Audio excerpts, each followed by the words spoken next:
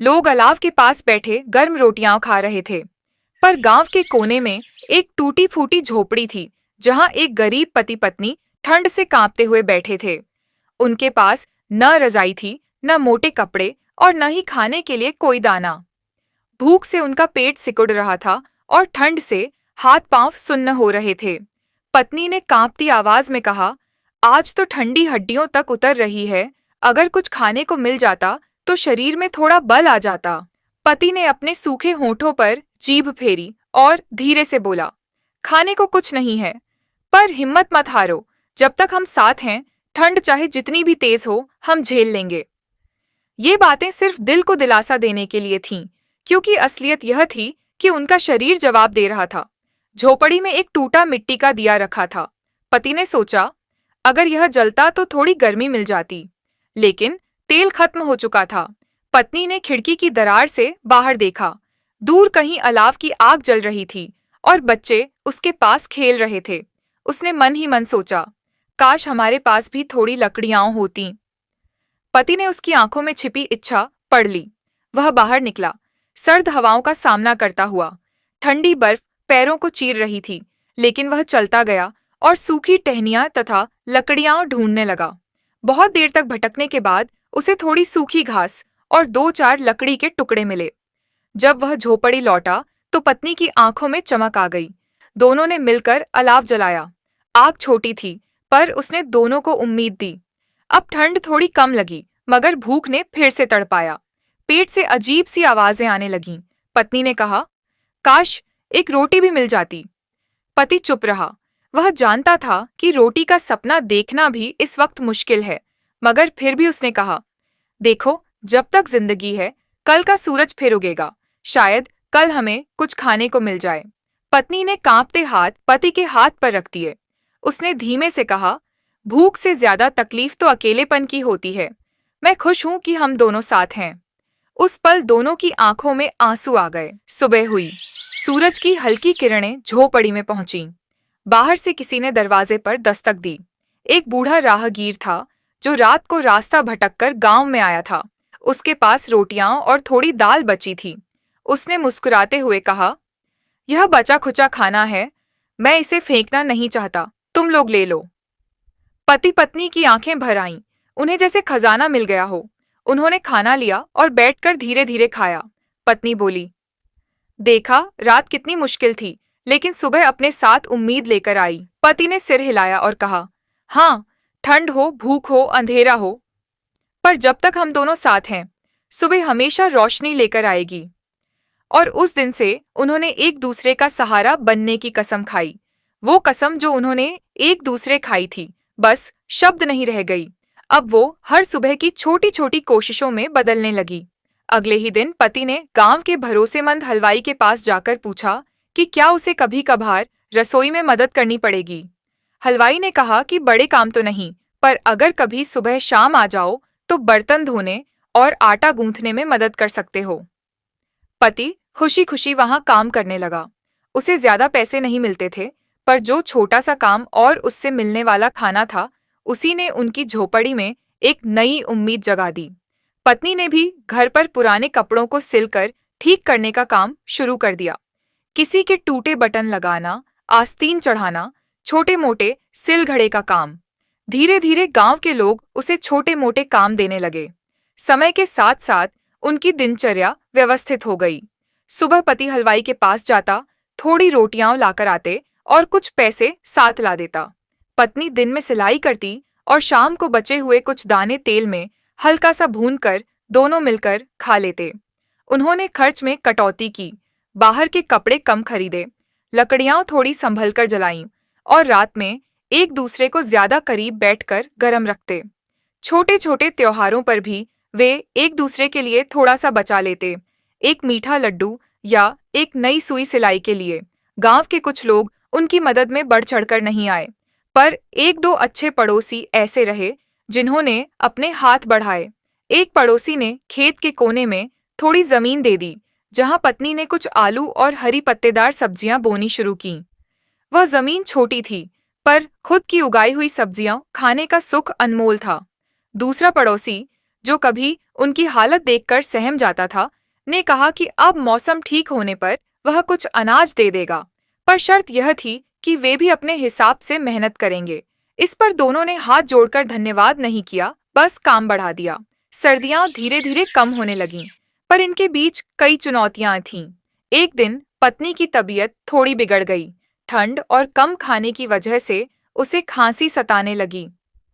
पति ने तुरंत पैसे जमा करके चौकी पर ले जाकर दवा ली और खुद रात भर उसकी सेवा की। उस रात पत्नी ने महसूस किया कि तबीयत ठीक न होने पर भी सामने बैठा इंसान किस तरह अपना सब कुछ भूलकर पास रहता है। उसने अपने पति के हाथ थाम कर कहा, तुम्हारे बिना मैं क्या करती?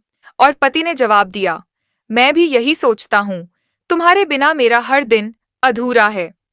उनकी कसम अब शब्द नहीं, रोजमर्रा की वफादारी बन चुकी थी। कुछ महीने बाद जब फसलें थोड़ी बढ़ीं और हलवाई का काम भी स्थिर हुआ, तो उन्होंने मिलकर झोपड़ी की छत की मरम्मत करने की सोची। पैसे कम थे, पर पड़ोसियों की मदद और अपनी बचत से उन्होंने पुरानी छत की 6-8 टाइलें बदल दीं। बारिश का पानी अब अंदर नहीं आ रहा था और रात की ठंड भी पहले जितनी घनी नहीं लगती थी। छोटी छोटी सफलताएं उन्हें आत्मविश्वास देती रहीं। एक बर्तन खरीदना, एक नया कंबल लेना या किसी मेले में जाने के लिए थोड़ा पैसा जुटाना, यह सब उनके रिश्ते को और मजबूत बनाता गया। इन सब के बीच उनका एक नियम बन गया। हर शाम वे थोड़ी देर चुपचाप बैठकर दिन भर की बातों को सुसंगत रूप में बांटते। अच्छा हुआ तो मुस्कुराकर बताते, मुश्किल आई तो मिलकर हल निकालते। इस छोटे से अनुष्ठान ने उनके मनों को सुकून दिया। उन्होंने देखा कि दुख बांटने से हल्का होता है और खुशी बांटने से बढ़ती है। गांव के बच्चे भी उनसे प्यार करने लगे। कभी कभार कोई बच्चा उनके लिए खेत से ताजा सब्जियां ला देता, तो वे उस बच्चे को मिठाई देकर खुश कर देते। एक बसंती सुबह जब सूरज की किरणें हल्की हल्की झील पर चमक रही थीं, पत्नी और पति ने हाथ पकड़कर अपने छोटे से खेत पर देखा। पत्ती धीरे धीरे हरी हो रही थी और मिट्टी से एक नई खुशबू उठ रही थी। पति ने कहा, याद है जब हम एक दूसरे से कसम खाई थी? पत्नी ने हंसकर जवाब दिया, हाँ, और आज वही कसम हमारे रोज के कर्मों में बदल चुकी है। वे दोनों समझ गए कि जीवन में बड़ी शान की जरूरत नहीं, बस एक दूसरे का हाथ थामे रहना। कभी कभी वही सबसे बड़ा आराम और सबसे बड़ा धन होता है। समय आगे बढ़ा। वे दोनों अब गांव के उन लोगों में गिने जाने लगे जो कठिनाइयों के बाद भी हार नहीं मानते। उनके पास बहुत कुछ नहीं था, पर उनके पास एक दूसरे का विश्वास था जो हर मौसम में उन्हें नई ताकत देता रहा। और जब अगली सर्दी आई, तो उस बार वह उन्हें ज्यादा कठोर नहीं लगी, क्योंकि वे पहले से ज्यादा तैयार थे और उनके पास एक दूसरे का साथ और गांव की थोड़ी सी मदद थी। उनके छोटे छोटे काम, उनकी छोटी छोटी बचतें और हर दिन की वे छोटी छोटी जीतें, ये सब मिलकर उनकी दुनिया को गर्माहट देती रहीं। धीरे धीरे उनकी दुनिया में एक नई रौनक आने लगी। पहले जहां उनकी झोपड़ी सिर्फ ठंड और अंधेरे की वजह से डरावनी लगती थी, अब वही जगह छोटे छोटे कामों और एक दूसरे के साथ बिताए हुए पलों से जीवन से भर गई थी। पति रोज सुबह हलवाई के पास काम करने जाता और लौटकर पत्नी के लिए ताज़ा रोटी और थोड़ी सब्जियां लाता। पत्नी भी अपने सिलाई और खेत के काम में व्यस्त रहती। दोनों ने तय किया कि जो कुछ भी मिलता है उसे दोनों मिलकर बांटेंगे, चाहे वह खाना हो या छोटी खुशी। एक दिन गांव के बच्चे उनके पास आए। उन्होंने खेत से कुछ ताज़ी सब्जियां और फूल लाए। पत्नी ने हंसते हुए उन्हें मिठाई दी और बच्चों के हाथ पकड़कर कहा, यह दुनिया छोटी नहीं है, इसमें प्यार और मेहनत से सब कुछ संभव है। पति ने भी बच्चों के लिए लकड़ी का छोटा सा अलाव जलाया ताकि वे ठंडी हवा से गर्म हो सकें। समय बीतता गया और उनका छोटा सा घर धीरे धीरे सजने लगा। झोपड़ी की टूटी हुई छत ठीक हो गई, फर्श पर साफ सुथरी चादरें बिछ गईं और कंबल भी कुछ अच्छे पुराने कपड़ों से सिलकर बना लिए गए। सर्दियों में अब उन्हें इतनी ठंड नहीं लगती थी, क्योंकि उनके पास एक दूसरे का साथ और गर्मी देने वाला छोटा सा अलाव था। वे अब रोजाना छोटी छोटी योजनाएं बनाने लगे। कभी खेत में नई सब्जियां बोना, कभी गांव के दूसरे लोगों के लिए खाना या मदद का काम करना। ये लीजिए अम्मा, खाना खा लीजिए। मुझे पता है आप बहुत भूखी थी ना। अब इस खाने को खा लीजिए, और आपको अगर कभी भी खाने की जरूरत हो तो आप मेरे पास आ जाना, मैं आपको रोटी दे दूंगी। हमेशा एक दूसरे की मदद करनी चाहिए। इस तरह उनकी जिंदगी में न केवल आशा बढ़ी, बल्कि गांव के लोगों का भी उन पर विश्वास और प्यार बढ़ा। लोग अब उन्हें देखने आते, उनकी मेहनत की सराहना करते और छोटे मोटे कामों में मदद कर देते।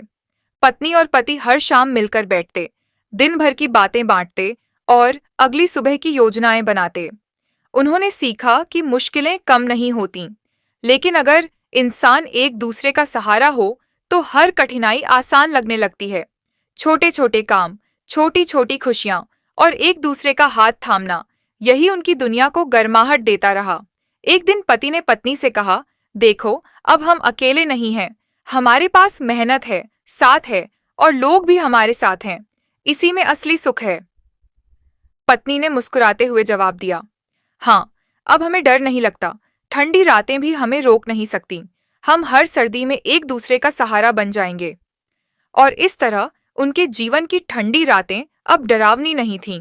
उनके पास न केवल खाना और कपड़े थे, बल्कि एक दूसरे का भरोसा, मेहनत का फल और छोटे छोटे सुख थे। उनकी दुनिया अब सिर्फ अस्तित्व की नहीं थी, बल्कि प्यार, उम्मीद। देखो, मैं कहती थी ना कि मेहनत करते रहो, एक दिन जरूर फल मिलेगा। और देखो, आज हमारे पास कितना सारा खाना है, पेट भर की रोटी है और रोज की मजदूरी भी है। अब तुम रोज काम पर जा पाते हो और मैं भी घर को अच्छे से चला पा रही हूँ। पहले जहाँ हमारे घर में चूल्हा ठंडा पड़ा रहता था, वही अब हर दिन उसमें रोटी सिकती है, सब्जी की खुशबू आती है। मुझे कितनी खुशी होती है ये देखकर कि अब हमारे बच्चे के चेहरे पर मुस्कान है। उसे भूखा नहीं सोना पड़ता। मेहनत का फल भले देर से मिलता है, लेकिन जब मिलता है तो दिल को सुकून दे जाता है। देखो, आज हमारी मेहनत रंग लाई है। हाँ, तुम बिल्कुल सही कह रही हो। मैं भी यही सोचता हूँ कि अब हमारे पास खाने को अनाज है, सिर पर छत है और काम करने के लिए अपनी जमीन है। पहले जहाँ दूसरों के खेतों में मजदूरी करनी पड़ती थी, वहाँ अब हम अपनी ही मिट्टी में पसीना बहा रहे हैं, अपने ही खेत में हल चला रहे हैं। मिट्टी की खुशबू अब पराई नहीं लगती, क्योंकि अब वो हमारी मेहनत से महक रही है। सोचो, जब हमारे हाथों की मेहनत से अपनी जमीन पर फसल लहराएगी तो कितना गर्व महसूस होगा। जब हमारे बच्चे उसी खेत की बालियां तोड़ेंगे जिसमें हमारा पसीना गिरा होगा, तब लगेगा कि हाँ, अब जिंदगी ने हमें भी मुस्कुराने का हक दिया है। अब हम किसी के सामने झुककर रोटी नहीं मांगेंगे, बल्कि अपने हाथों से उगाई हुई रोटी खाएंगे। उसका स्वाद ही कुछ और होगा। दिल लगाकर काम करेंगे, मेहनत से पीछे नहीं हटेंगे, चाहे धूप कितनी भी तेज हो या बारिश कितनी भी भारी क्यों न हो। सही बात कह रहे हो। मैंने तो हमेशा यही चाहा था कि हमारे घर में भी खुशियां लौट आएं। अब जब देखती हूँ कि तुम रोज काम पर जाते हो, खेत में पसीना बहाते हो, तो दिल को सुकून मिलता है। पहले जब हमारे चूल्हे में आग तक नहीं जलती थी तो लगता था जिंदगी रुक गई है, लेकिन आज उसी चूल्हे में रोटी सिकती है और उस रोटी की खुशबू में हमारी मेहनत, हमारी उम्मीदें बसती हैं। मैं रोज जब तुम्हारे हाथों की लकीरों को देखती हूँ तो उनमें मुझे किस्मत नहीं, मेहनत की कहानी नजर आती है। अब हमें किसी से कुछ मांगने की जरूरत नहीं। अब हमारी थाली हमारी अपनी मेहनत से भरती है। अब डर नहीं लगता कल का, क्योंकि अब हमें यकीन है कि हम जो बोएंगे वही काटेंगे और वो फसल हमारी मेहनत की होगी। अब मैं भी पहले जैसी कमजोर नहीं रही। अब मैं भी साथ दूंगी तुम्हारा, खेतों में बीज बोने से लेकर घर संभालने तक। अपने हाथों से उगाई हुई रोटी खाएंगे, उसका स्वाद ही कुछ और होगा। दिल लगाकर काम करेंगे, मेहनत से पीछे नहीं हटेंगे, चाहे धूप कितनी भी तेज हो या बारिश कितनी भी भारी क्यों ना हो। अब हम ठहरेंगे नहीं, क्योंकि अब हमें पता है कि हमारी मेहनत ही हमारी सबसे बड़ी ताकत है। थकान जरूर होगी, शरीर दुखेगा भी, लेकिन उस थकान में सुकून होगा, उस दर्द में भी एक मिठास होगी, क्योंकि हर पसीने की बूंद हमारे घर की खुशहाली में बदलेगी। अब वक्त बदल चुका है। अब हम सिर झुकाकर नहीं, सिर उठाकर जिंदगी जिएंगे। अब हमारे चेहरे पर डर नहीं, उम्मीद की रोशनी होगी। अब हमारे घर की रसोई में भूख की जगह खुशबू होगी और दिल में ये यकीन कि मेहनत करने वालों का वक्त जरूर बदलता है, बस हौसला बनाए रखना होता है, क्योंकि जो जमीन कभी सूखी थी, आज वही हमारी उम्मीदों से हरी हो गई है। अब मैं भी पहले जैसी कमजोर नहीं रही। अब मैं भी साथ दूंगी तुम्हारा, खेतों में बीज बोने से लेकर घर संभालने तक, हर कदम पर साथ रहूंगी, क्योंकि अब ये जिंदगी हमारी है और इसे हमें ही संवारना है। कभी सोचती हूँ हमने कितने बुरे दिन देखे, भूख, ठंड, ताने और आंसू, लेकिन आज जब ये सब पीछे मुड़कर देखती हूँ तो लगता है कि अगर वो दिन ना होते तो शायद हम आज इतनी मजबूती से खड़े भी नहीं होते। अब जो कुछ भी है वो हमारी मेहनत का फल है और मैं चाहती हूँ कि हम इसी तरह एक दूसरे का साथ देते रहें, चाहे वक्त जैसा भी हो, क्योंकि जब हम साथ होते हैं तो कोई भूख,